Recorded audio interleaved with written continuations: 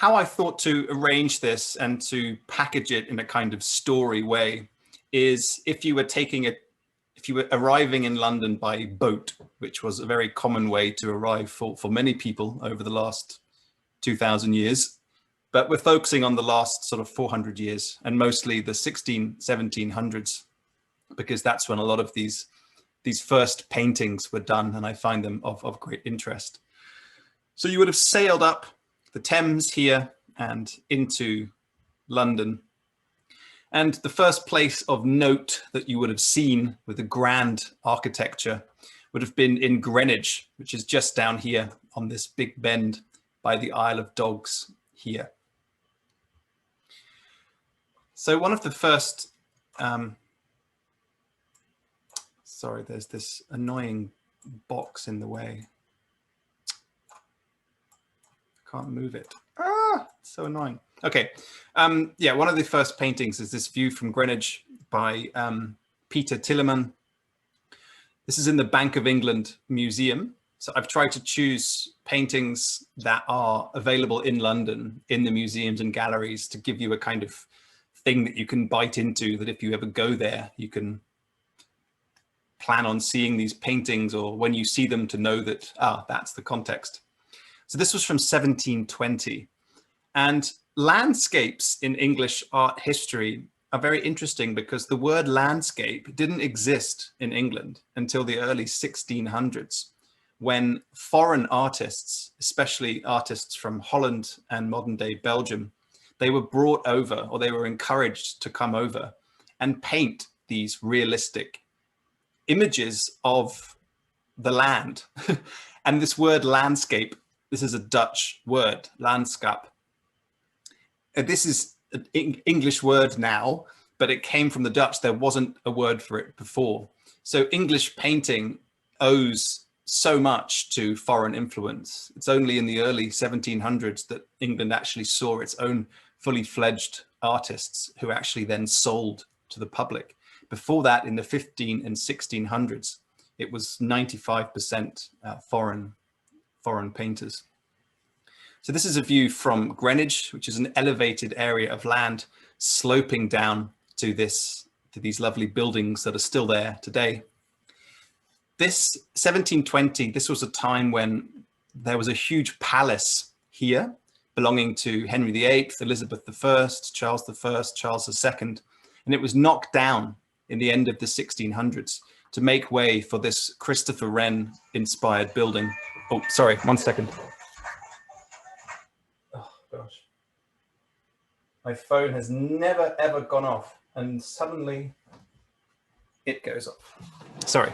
So yeah, Christopher Wren designed these buildings, which would have been a marine naval college and hospital.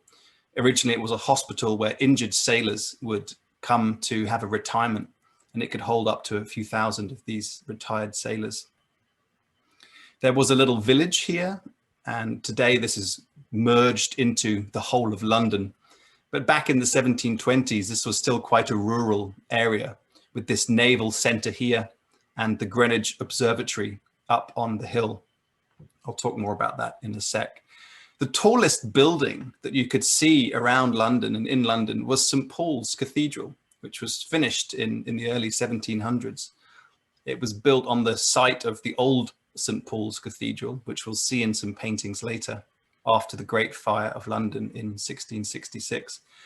It was the tallest building in London up until the 1960s and early 1970s. So it's quite amazing that it's been the tallest building for so long.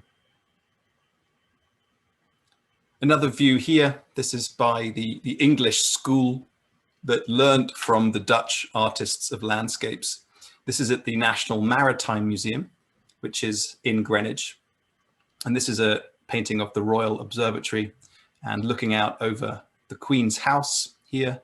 And this is before the Christopher Wren Naval Hospital had been built on the site.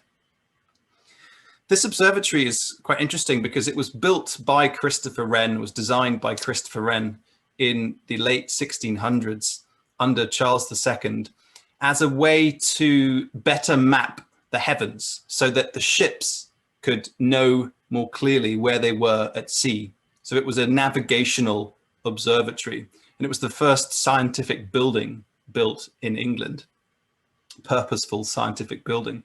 But it's quite interesting that it wasn't about just learning more about the stars and trying to see what the moon was or what Mars was made of. It's a bit like sending the first ever satellite into space, and all it's doing is creating weather maps. It's quite amazing, because they didn't know that other galaxies existed. They didn't know that they could have turned their attention to something more kind of astronomical in the way that we might use it today. Here is the building today, still amazingly surviving. So this is a 340-year-old observatory at Greenwich Observatory. This is where the Greenwich Meridian line runs right through this building, denoting 0 time, if you like. Today, the view is very different. So if you think back to that one where it was just St. Paul's in the distance, you can still just about see St. Paul's here, but the rest of London skyline is largely much taller than St. Paul's.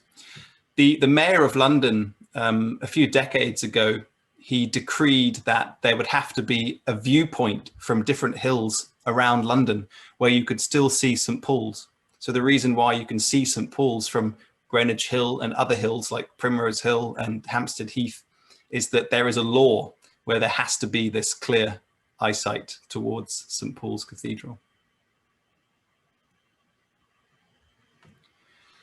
Sailing past it in the 1700s would have been a pretty amazing sight, because when it was completed, the Naval Hospital was a really gorgeous building or set of buildings, and it's still there today, with this little gap in the middle through to the Queen's House, which used to be a hunting lodge for the wife of Charles I, and then the hill with the observatory in the background.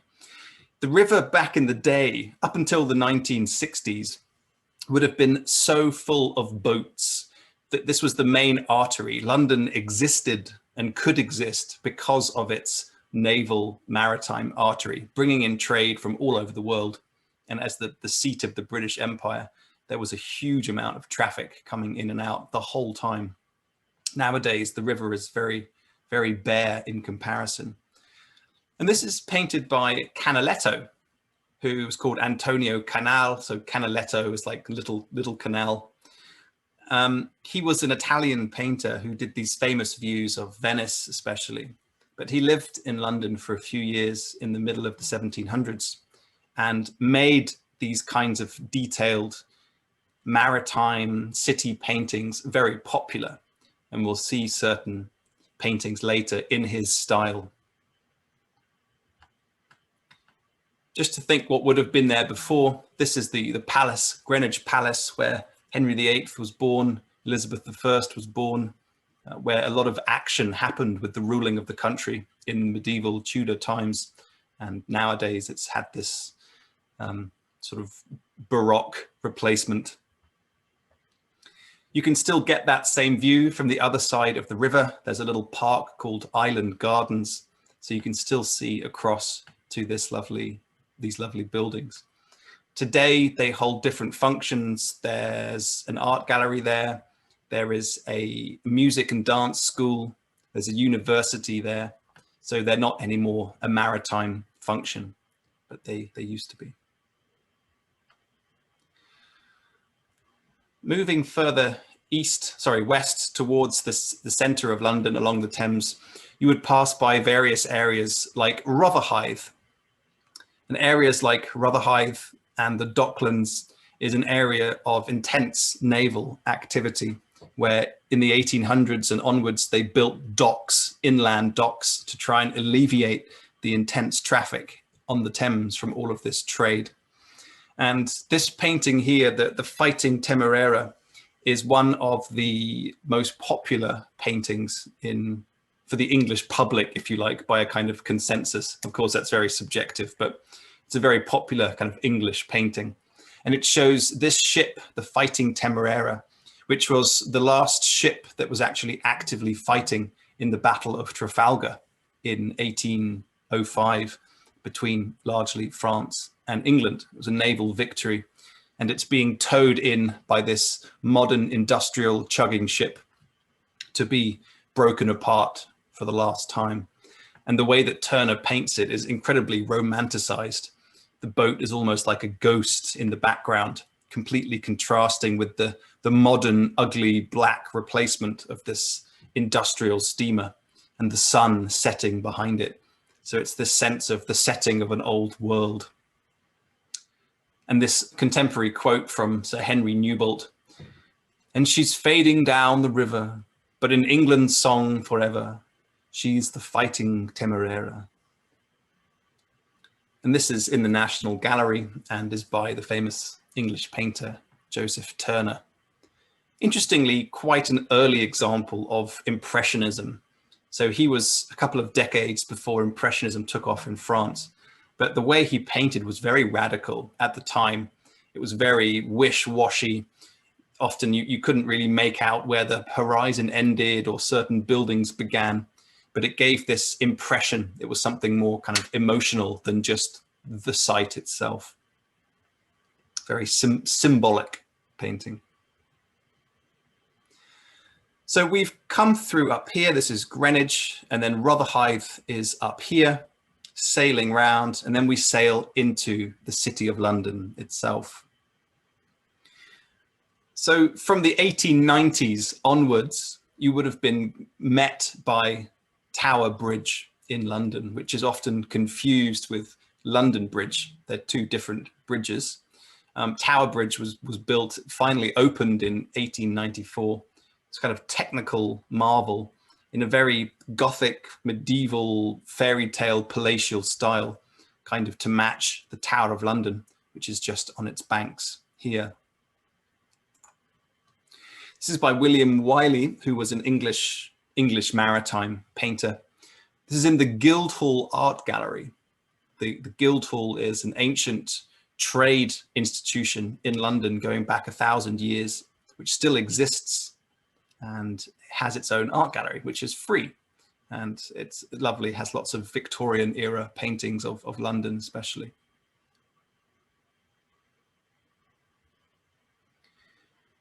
Sailing in under the rising bridges of Tower Bridge, you would come into the Pool of London.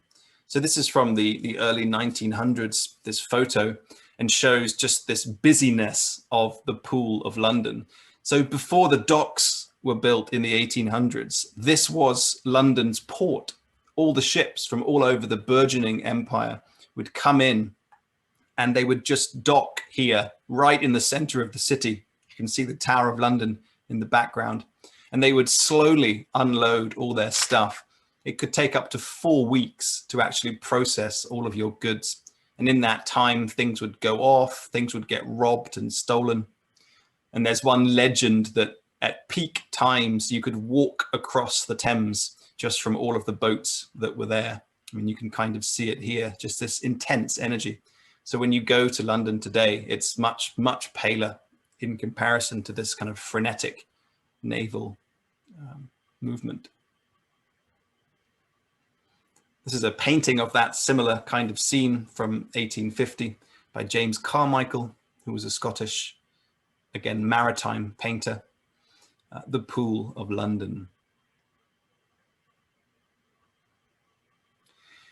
I love this photo because this is from 1960, and this is one of the last ships that came in, and actually it was a trade ship, and it came in with goods and was actually unloading those goods into the Pool of London's last remains of its harbour here.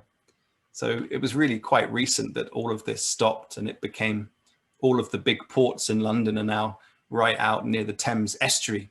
For example, as containers were invented for ships, and ships had to get much bigger to hold all of this increased weight.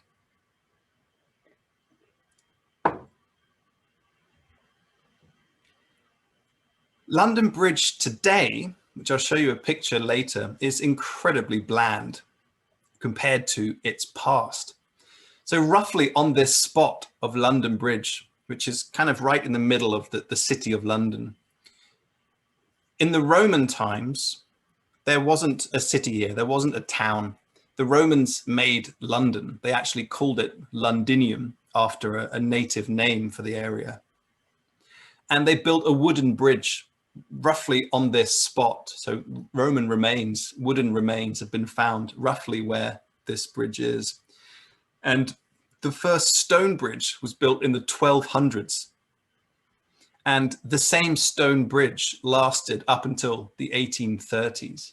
It's pretty amazing how long it lasted. 600 years odd of intense commercial and traffic and residential activity.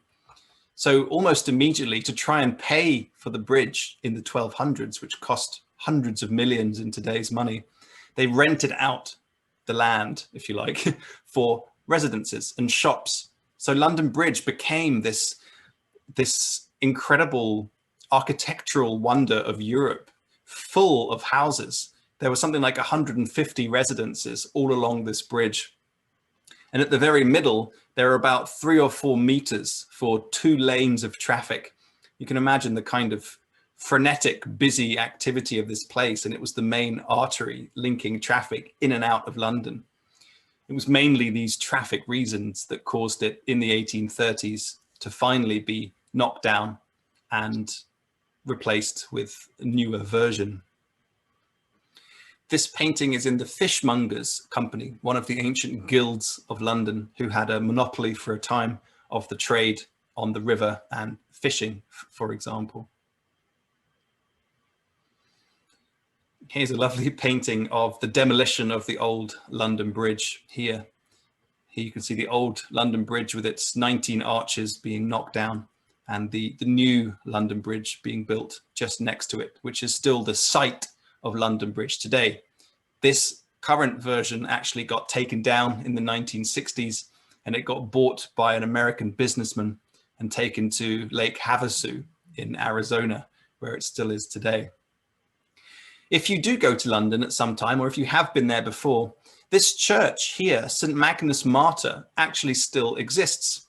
You can just see this little archway here. So that arch still exists, that clock still exists. And for a time, this arch was the pedestrian access in and out of London from London Bridge, from the old London Bridge. So you can go to that church, St. Magnus Martyr, and stand under this arch and just imagine that there are hundreds of thousands of people who must have walked in and out of London under this arch.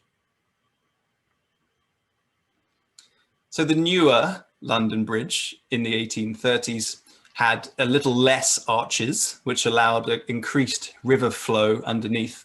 We'll get to that a bit later. And this then became incredibly busy again, almost too busy. So it had to be knocked down again to allow for increased weight and more and more traffic. If you joined my T.S. Eliot tour last week, there's this lovely quote from him in The Wasteland of a crowd flowed over London Bridge, so many, I had not thought death had undone so many. This sort of powerful description of the modern world of commuters. This is London Bridge today. I just find it really not very impressive at all, but much more economic for huge amounts of traffic. Very atmospheric painting by Joseph Turner. Again, this is in the Tate Britain, Tate collection of old London Bridge before it was knocked down a couple of decades later. The buildings on the old London Bridge, they were taken down in the 1700s, but the bridge remained. And then the actual bridge got taken down in the 1830s. And when the buildings got taken down, these little alcoves and these balustrades were added to make it more kind of fancy and up to date. And Charles Dickens writes in some of his books that these were some of his favorite places to go and sit. So he would go and sit in these alcoves on Old London Bridge and watch the people passing. And a couple of these alcoves still exist from the Old London Bridge. One of them is at King's College in London, fairly nearby, which was salvaged from the bridge itself. There's a brilliant view of sort of late medieval London, 1630, from the south side of the river, from Southwark. This is in the Dutch school, so the Dutch era of painters who were painting in London in the 1600s. This is in the Museum of London. And it's a brilliant, brilliant, brilliant painting of medieval London with this forest of church spires in the city. Old St. Paul's here, when you compare it to the modern St. Paul's, it's very, very Gothic. It was actually taller than the St. Paul's that you can see today. And here's another impression of London Bridge going right over the water with all of these houses on it. And one of my favorite parts of this painting are the heads, which I'll get to after this next picture, the heads on the end of London Bridge here. I just wanted to compare then to today. So you see London Bridge is very much kind of without character, but just a completely different cityscape, a different kind of forest, not churches, but office buildings. So yeah, this detail of the heads on the gate leading into London. So this trend, if you want to call it a trend, started with William Wallace in the early 1300s, this Scottish rebel whose head was put on a spike covered in tar to preserve it for as long as possible, to serve as a warning to other people who got wrong ideas. And this then continued, and quite a lot of famous people like Sir Thomas More, for example, had their heads impaled on spikes. Pretty gory, and this lasted up until 1660, but it actually continued in other parts of London until the mid-1700s. So in Shakespeare's era, for example, he actually lived right around this area near Southwark Cathedral. Part of his daily walk to work at the Globe nearby would have been just looking up and seeing heads just impaled on spikes. I mean, can you imagine? And this quite contemporary quote from Paul Henze, who was a German tourist in 1598, talking about seeing these. On the south is a bridge of stone, 800 feet in length, of wonderful work. It is supported upon 20 piers of square stone, 60 feet high and 30 broad, joined by arches of about 20 feet diameter. The whole is covered on each side with houses so disposed as to have the appearance of a continued street, not at all of a bridge. Upon this is built a tower, on whose top the heads of such as have been executed for high treason are placed on iron spikes. We counted above 30.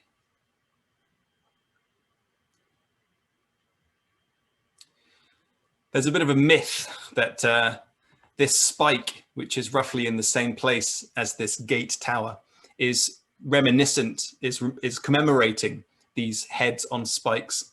But actually the architect of this spike wrote that this is actually just pointing towards where the old London Bridge used to be. It's nothing to do with heads on spikes, but it's a nice story. So what I was saying earlier about the arches of the river, sorry, of the bridge, that they were enlarged when the new London Bridge was built in the 1830s. It had less arches and much wider space for the water to go through, because this was a huge problem in the medieval era. The water flowed much slower after it came through all of these little arches, as you can see in the distance. And when it got really cold, the river on this side would freeze up. It would completely freeze up. And the people would go down onto this thick layer of ice and use it as land. And they would turn it into a kind of fun fair. And they're called frost fairs. So this is an early painting by Thomas Wick, who was another one of these Dutch painters who came to London to earn his living, called the Thames Frost Fair. And it shows this kind of carnival happening, where people would go out and have bonfires and have games and, yeah, like a fair, a modern day fair, all kinds of entertainments. And there's a contemporary quote from John Evelyn's diary, famous diarist from the 1680s and 90s, who wrote this about it. Coaches plied from Westminster to the Temple, and from several other stairs to and fro, as in the streets, sliding with skeets, a bull baiting, horse and coach races, puppet plays and interludes, cooks, tippling and other lewd places, so that it seemed bacchanalian triumph or carnival on the water.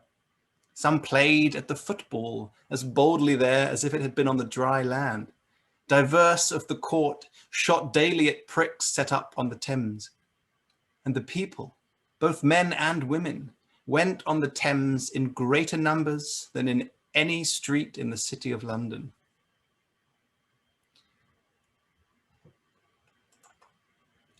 Another image of a frost fair happening in London with the old bridge in the background, allowing the waters to freeze.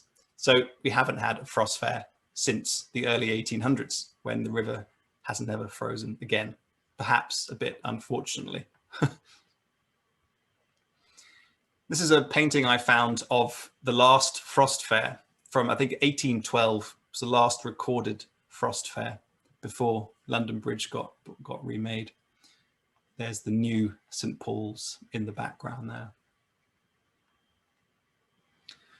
And of course, in the history of London, you have to mention the Great Fire of London. But I did mention it because there are some nice paintings surviving from it.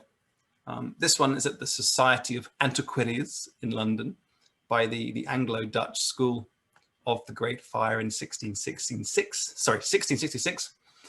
It started in Pudding Lane, which is just over here, quite near to the banks of the river.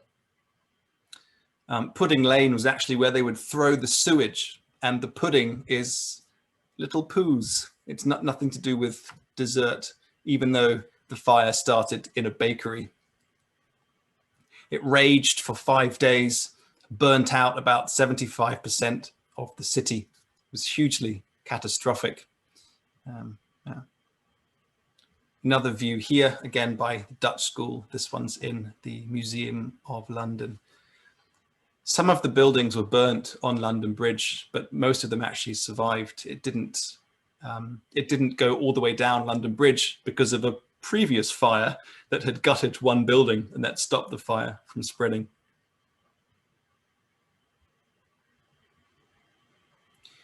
One of the outcomes of the Great Fire was a newly built city.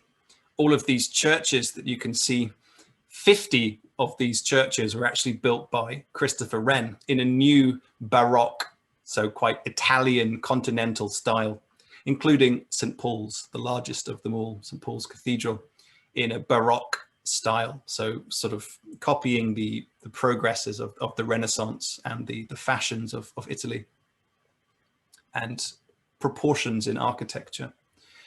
Incidentally, because we have a few people from Philadelphia here, when Christopher Wren, he actually put forward plans to redesign London after the fire. And the plan he had was quite a grid-like plan. It was much better organized than the old medieval London plan. But that plan never went through. It was too complicated. But that plan, in its essence, got taken to build Philadelphia. So that's quite an interesting little fact there for you. I think it was in part, it wasn't the exact map, but it was an inspiration for it at least. So this painting, which is not in England, it's in Prague, by Canaletto again, shows the Lord Mayor's procession. So the Lord Mayor is the mayor of the City of London, which is a different jurisdiction than Greater London. It's a whole history in itself, so I won't go into it now. But every year he has a procession. So the Lord Mayor gets elected new every year. This still happens. But in the 1800s, they stopped doing it on the river, largely as transport and roads got wider. And they did it in the city itself. They used to do it on the water because London was so packed that it was hard to get around the city and be seen by everyone if in these densely packed streets. And so they took to the water. And this has been happening since the 1200s up until the 1800s on the water. Although the water side of it is starting to be seen again every November when the Lord Mayor makes his procession. But every guild of London, there were 120 of them, they were expected to go out on a boat, their own boat, or to rent one, and to take part in this procession of the glory of London. of the City of London.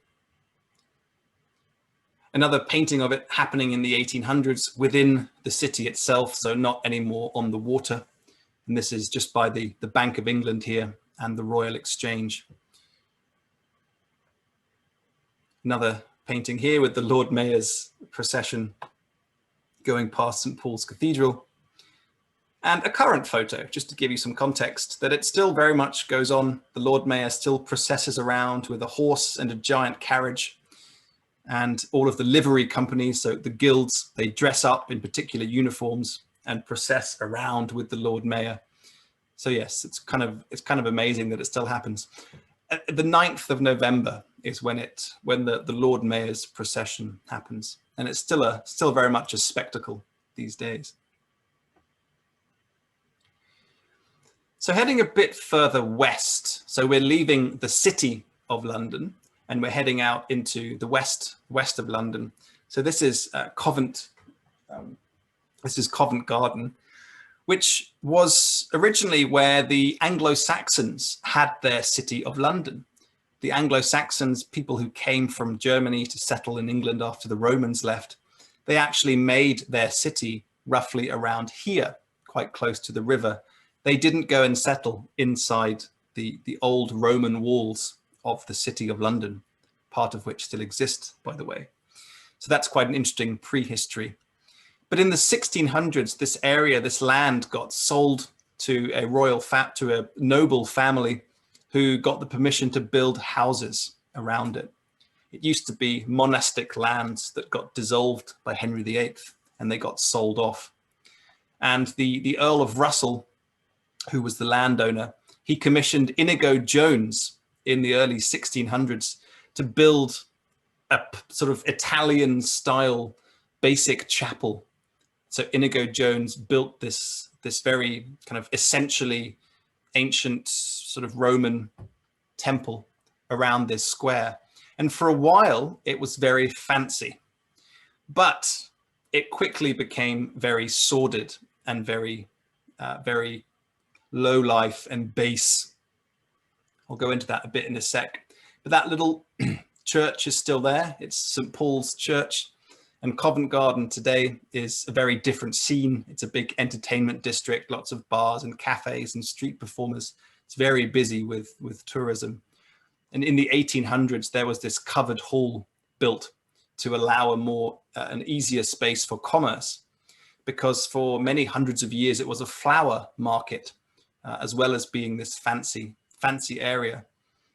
Actually, the flower market and other kinds of markets like fruit, they came after it was a fancy area. And this actually then drove away some of the upper class people. Here's St. Paul's to this day. There's always street performers outside of it, but it's quite amazing that it's 400 years old. So this area was really quite sordid up until the 1960s even. And there was a book that was published in the 1700s called Covent Garden Ladies, a Man of Pleasure's Calendar, which was the essential guide and accessory for any serious gentleman of pleasure. So it was actually a widely published book about where you could go to get laid. I mean, it's kind of amazing. I mean, the 1700s in London were so much weird, amazing, kind of dodgy stuff going on openly. It was such an interesting time. And still on that note of the dodginess of the area is a lovely painting by the famous William Hogarth, who was one of the first established English painters in his own right, who actually came to fame. And this is from a series of 4 paintings called 4 Times of the Day. And it's morning. And these paintings, they show London life.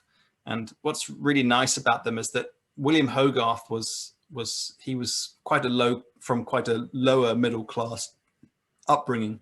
So he didn't have the pretensions of an upper class artist, of trying to show the upper class as better than the lower class, for example. He showed everything quite equally and showed the kind of folly of trying to create better or worse or more noble or not, when we're all just humans. It's a lot of irony in it. It's very, very funny. So this is a lady, a very fancy lady with her servant, coming in the early morning to go and pray in St. Paul's Chapel. But she's walking past a pub. It's actually a coffee shop, which stayed open after the other pubs had shut. This little cafe bar thing opened, and it closed whenever the last people left. So here are these people kissing and canoodling around a fire as this lady, you get the feeling of someone quite sort of uptight and their nose in the air, walking through the masses to go to the church. But it's very ironic. I think it shows the balance in society, or not the balance, of course. She's obviously richer than them, not the economic balance, but just this spectrum of humanity. There's not a feeling of she's better than them. It's almost like they're better than her. You're kind of laughing at her more than them. In the engraving version of it, you can see more of the details, the debauchery inside the pub. And there's a wig that's just being flung out of the pub. It's really quite funny. If you look at some of William Hogarth's paintings, they're often really, really funny. So heading further out west, we come to Westminster, which is down over here. So we were in the center over here. Covent Garden is over here. And we are now down in Westminster. But along the way from the City of London, so St. Paul's Cathedral over here, coming down west towards Westminster, in the 16, 17, 1800s, you would have gone through an area of manor houses. So because this stretch of land was between the commercial side of London in the city and the governmental royal side based at Westminster, where the royalty, the monarchy and the government were based, the best place to have your grand palace was along this stretch called the Strand. And here's a lovely, very atmospheric painting from 1850 of one of the last of these noble houses before it got knocked down. It's called York House, and it's in the Museum of London. I find it a very lovely, lovely painting, the last of its era. They all had these steps leading out onto the river. This is before the embankments were made in London in the later 1800s. These stairs actually still exist. So if you go to an area called Embankment in London, you can actually go and see just this little arch and the steps leading down. But of course, these days, the steps just lead down to a park and the river is a few more meters away from the embankment. So this is by Samuel Scott, who was an English landscape and maritime painter of Westminster Bridge being built. So in 1750, this is when it was actually built, this was the second bridge across London. Up until that time, so for 1700 years of London being people crossing the Thames into London, they had just used London Bridge. Westminster Bridge was a much needed second bridge to actually get across to the governmental and royal area of London. These days, this area is dominated by the Houses of Parliament, this Gothic building from the mid 1800s. But back in the day, you could still see Westminster Abbey quite clearly from the water and the old Houses of Parliament here. This is a view from the other side from St. James's Park, which I'll show some more pictures of later. This was a park that was laid out under Henry VIII when he bought the land and used it to build St. James's Palace, which still exists to this day. And it became a very fancy area for the upper class to spend their time and to be seen and to play a game called Pall Mall. It's a bit like croquet, which is why the big street running along this way is called the Mall to this day. In the background, there's the banqueting house, which was part of Whitehall Palace. But there was a huge fire in the end of the 1600s, and Whitehall Palace burned down, leaving only the banqueting house, which you can still see to this day. This palace was a jumbled mix of all kinds of different architectures, was built by Henry VIII, and was the main palace, the main ruling palace of England before the 1600s under Elizabeth I, James II, James I, Charles II, Charles I. So it's a hugely important area of London and is today largely filled with governmental buildings. This is an artist's depiction of part of the palace. Trafalgar Square, for example, is just up here. And if you walk down these days towards the Houses of Parliament along this wide street called Whitehall after the palace, then you can just imagine that all of the area to your left was just this enormous sprawling palace. It was the biggest palace in Europe before Versailles got built. And you can see the Privy Garden up here. So this was a private garden which was in use for the monarchy and for the courtiers, part of the court. And I found this painting, which I find really lovely, because if you know what it's showing, it's really quite cool. This shows the area of Whitehall in the midst of the land reclamations. So this is the Privy Garden. This is what remains of the Privy Garden. This is from the mid-1700s by Canaletto. This is the street of Whitehall, and today this area is full of different kinds of governmental buildings. But this used to still be the Privy Garden where people could go and hang out. And the Holbein Gate, a very famous medieval gate, which unfortunately doesn't exist anymore. This is an etching of what the old Houses of Parliament used to look like. Here is the Houses of Parliament. Westminster Hall still exists to this day, but all of the rest of this jumble of buildings, it burnt down in the 1830s for such a banal reason. They were burning the voting ballots, which were little bits of wood, and they just put them down into the basement and made a huge fire, and the whole of all of the complex of the old Houses of Parliament got completely burnt down. Westminster Abbey in the background here, before its two towers got built. So this building in the middle is really interesting. It's called St. Stephen's Chapel, and it was built way back in the 1300s as the principal chapel for the ruling monarch. And it burnt down in this fire in the Houses of Parliament, and it was roughly here, right in the center. And the place where it was, it still serves as an entranceway, an entrance hall, the lobby of the Houses of Parliament. These are the modern buildings, which everyone will know, I'm sure. But when you look inside the House of Commons and the House of Lords, they sit opposite each other. They don't sit in a semicircle or some other design.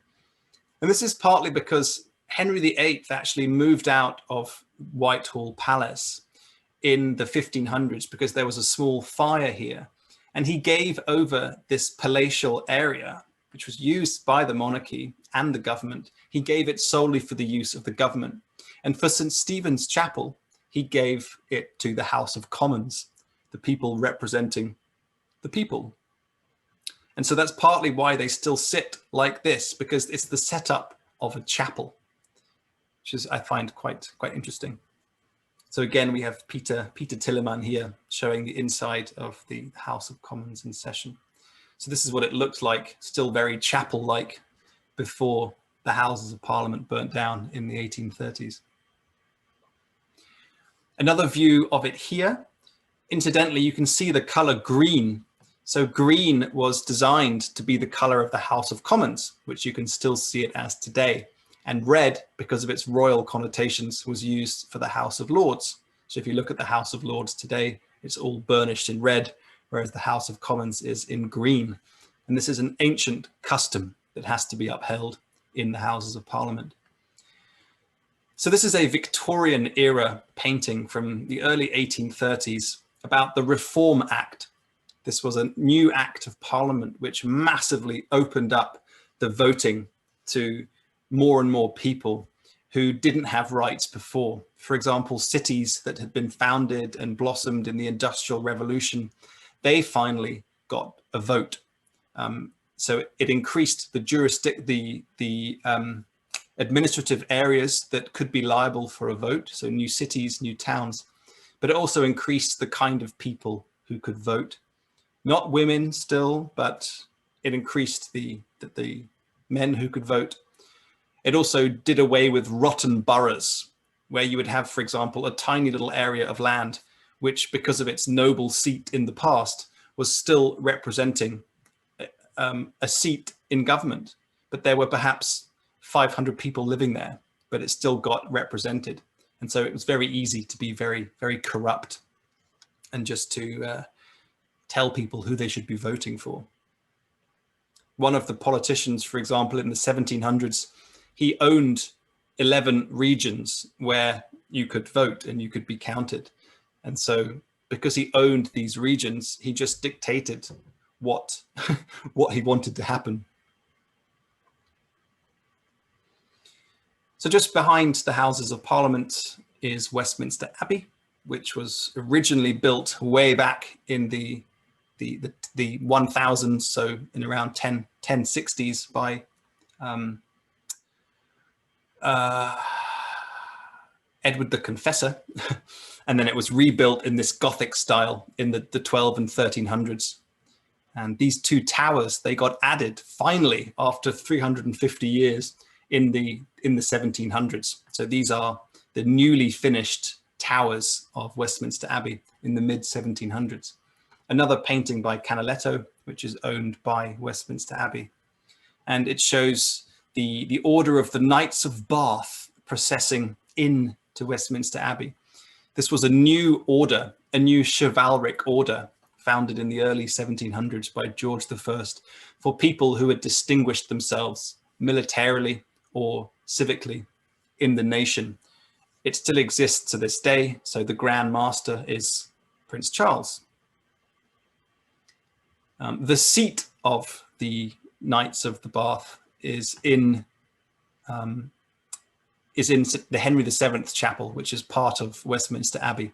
So if you go there, all of these flags and all of these seats are for the different members and heritage of the Knights of the Bath.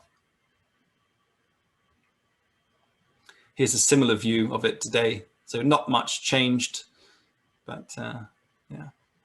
Of course, what's changed largely is the the new Houses of Parliament from the mid 1800s.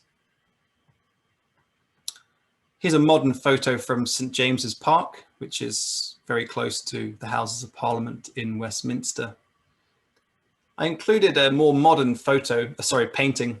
So this is quite an impressionistic style from he's a still living artist, Matthew Alexander, A Winter Walk in St James's Park. So it's one of my favorite parks in the center of London because it's surrounded by water and lovely trees and squirrels and birds and kind of, wandering tourists. It's really, really nice area to go. So still in Westminster, a couple of paintings from Monet, Claude Monet, who escaped the Franco-Prussian War in the late 1800s. And he was a refugee and came to London for protection with his family. And he became fascinated by the Thames, by the changing light, by the mists and the fogs, and especially by the Houses of Parliament, and painted these very atmospheric, impressionistic paintings of the river and the Houses of Parliament here. Another one here of the Houses of Parliament with the sun setting. London was a lot foggier when he was there, largely pollution-based. They would have days, for example, called pea soup days, up until the 1950s even, and the air was so thick that it looked like a pea soup. Pretty gross. Oh, techno there. So going a bit further out west again, up the river, we come to Chelsea. Chelsea today is very fancy, very, very expensive and posh, but it used to be a fishing village on the Thames. And then it became, in the 1800s, a place to escape London, became fashionable with artists and literary figures. Oh, I don't know what's happening there. So one of these figures was James Abbott Mcneil Whistler, an American who spent a lot of time in England, who was really interested in trying to capture different scenes of Chelsea and of the Thames, but in a way that made it a combination of art and music. He wanted to create a different kind of feeling with art. hence the painting being called a nocturne. So it's trying to fuse musicality and visual imagery in art. Very abstract, but you can still see this is the shoreline of Chelsea back when it was still unembanked. So there was still just a beach, and then from the beach you would go up and go to the houses. Now the Chelsea embankment is there these days. There's a lovely story which I really had to include, is that Oscar Wilde, for example, lived in Chelsea for a time, very close to John Singer Sargent, the famous painter. And they lived on the same street called Tite Street in Chelsea. And one day, Oscar Wilde was looking out of his window and he saw this actress, Ellen Terry. She was going to have this portrait done by John Singer Sargent. And she's dressed up in this luscious green dress, which is covered in fluorescent beetle wings, real beetle wings. The dress actually still exists, and dressed up as Lady Macbeth. And he saw her driving in this carriage and was completely mesmerized. He was her favorite actress. The street that on a wet and dreary morning has vouchsafed the vision of Lady Macbeth in full regalia, magnificently seated in a four-wheeler, can never again be as other streets.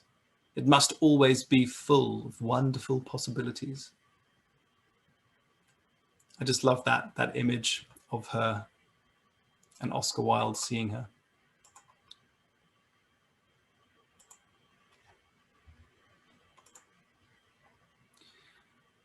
A little scene from the daily life. So this is in Chelsea, called An Impromptu Dance, a scene on the Chelsea Embankment by Frederick Brown. And I really like it because it captures this older feel of Chelsea when it was still almost like a rural retreat from London. And I just really like these old paintings of the daily life, even though this is probably highly romanticized. Same kind of view today, but the embankment is there with all of these cars going along it.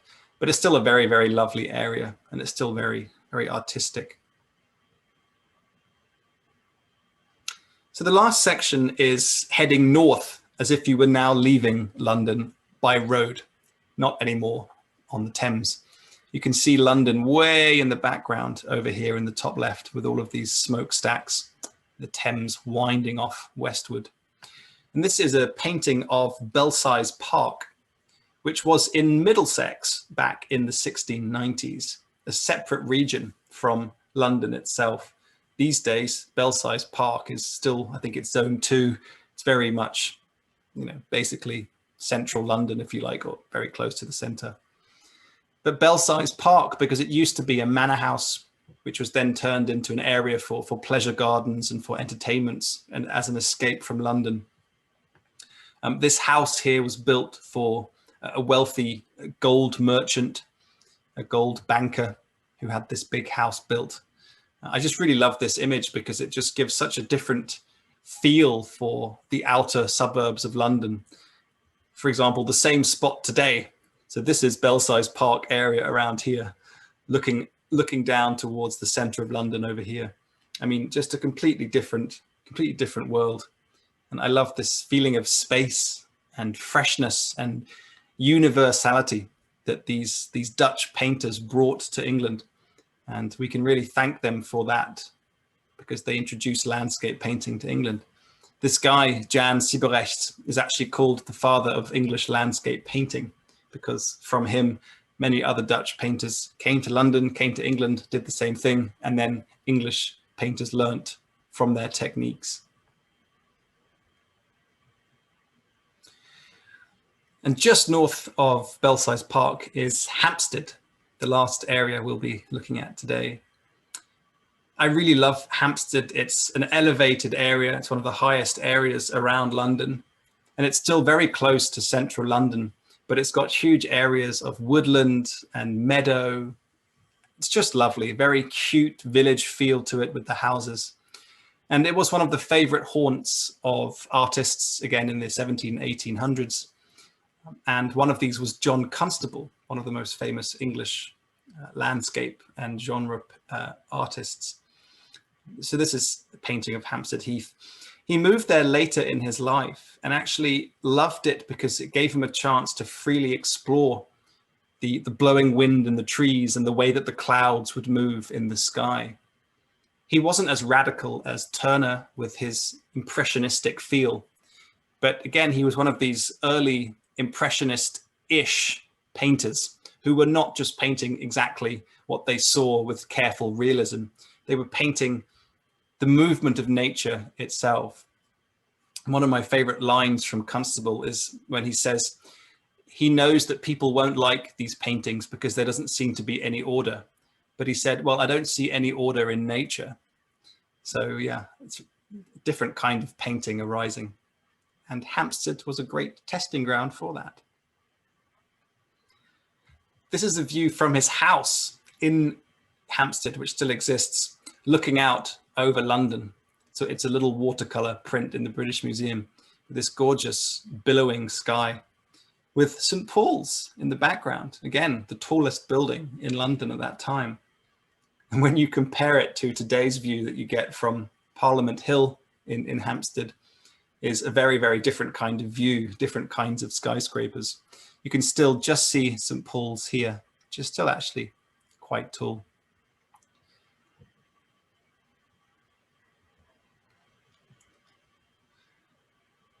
So yes, that was an eclectic little mix of paintings to give you a little taste of different areas of London's history.